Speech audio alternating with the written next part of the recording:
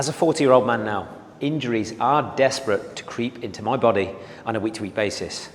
Your body simply isn't the same in your 40s, 50s and 60s as what it was in its 20s. Well, for me anyway. So if you are someone like me who wants to prevent injuries as much as physically possible around your training, then in today's video, I'm going to share with you my current pre-lift, pre-training warm-up / mobility routine, as this is tweaked a little bit since I've done previous videos. But I strongly urge you do this if you are someone that wants to lift as much as you can, build as much muscle as you can, and simply be able to move well at the same time. First up, I love this exercise for your calves, Achilles, literally just driving your ankles back, your heels down. It's just brilliant to lengthen the calves. Breathe as you go down, head between your hands. And I would do anywhere from 10 to 20, depending on how tight my feet, calves, etc. were. Then I go into my Spider-Man with twist. This is a fantastic all-round mobility exercise. It's been a staple for years. Great for opening the hips, groins. One of the best all-rounders if you press for time. Elbow to ankle.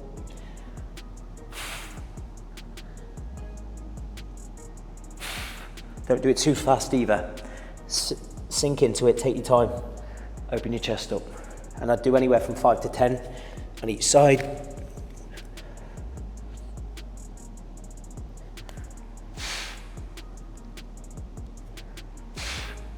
Okay, and then I love this one for the hamstring. So I'm in a similar position.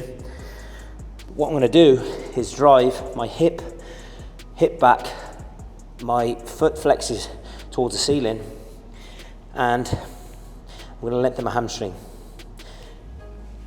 There. Keep them flowing.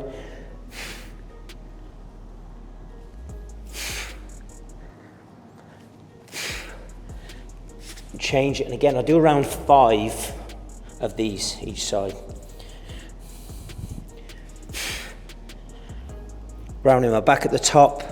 Key is to make sure your toe points towards the ceiling.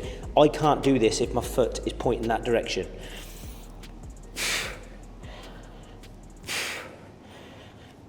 Then from that position I'll go into kneeling rock backs. Brilliant to open the hips up, especially if you're squatting, running, etc. Don't have your neck tilted backwards. Rock back. You can turn your toes out if you prefer. Whatever is going to allow you to open your hips up more. Try not to flex your spine. Again, I'll do 5 to 10 depending on how tight or not I was in that movement. From there, this is called cat, cow, angry cat, happy dog. Doesn't really matter what the name is. What I'm trying to do now is open up my upper back muscles and my scapular area by breathing in. So I'm really opening my back, my shoulder blades. Then reverse the movement. So I'm drawing my shoulder blades down here. I never want to be protracted or elevated in my traps. Let your neck breathe. From there, go into T-spine rotation, so I'll keep my hips level. Hand by your head.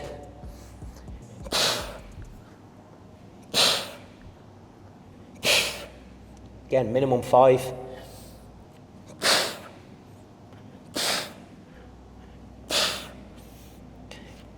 Then, if you struggle with your hips, which I do from all the years of football and lifting, I really love the 90-90 stretch, okay?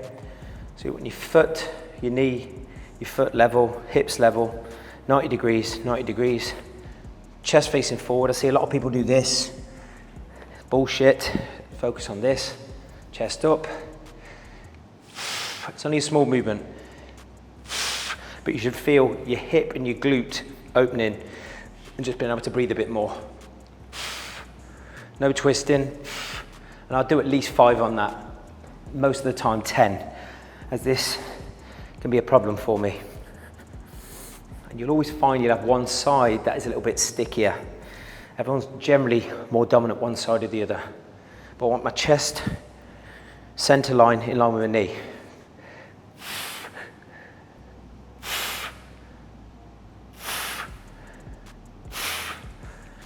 Then I transition to this movement here where I have my foot alongside pressed against the inside of my quad. I want to wrap this foot and leg in as much as possible. Okay, I reach across. This is great for your hips and your back. And all you do, you walk your way round, round, round, as far as you can, hold for a few seconds, and then walk back. Keeping your shoulder blades down. Don't want to do this. Try and sit tall. And then you walk round again. As you go round again, you're trying to go a little bit further. A little bit further. And round. You can do that 3 times if you feel particularly tight in that area. Then you flip round. Same shape. Hands on this leg. Try and keep your chest up. Then walk round.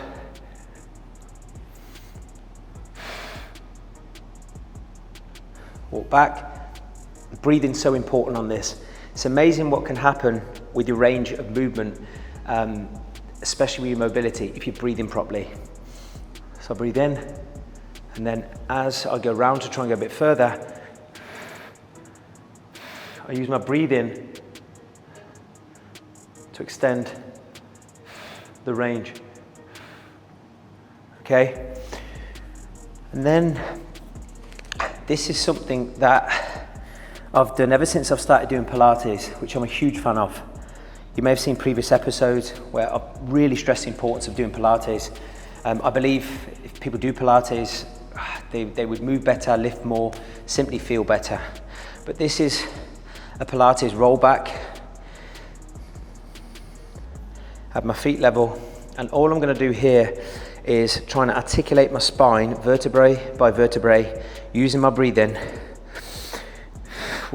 trying to minimize my feet coming towards me as much as possible. So I'm trying to lengthen my body at the same time.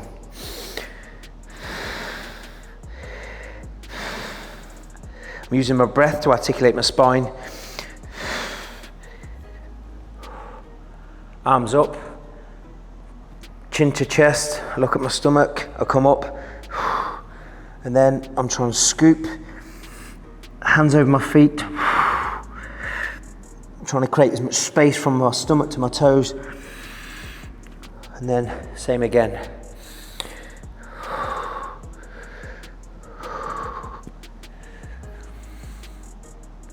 Draw your ribs in as you do this, so I'm trying to draw my ribs in as I come up. Keep my legs down, so I don't want these shooting up.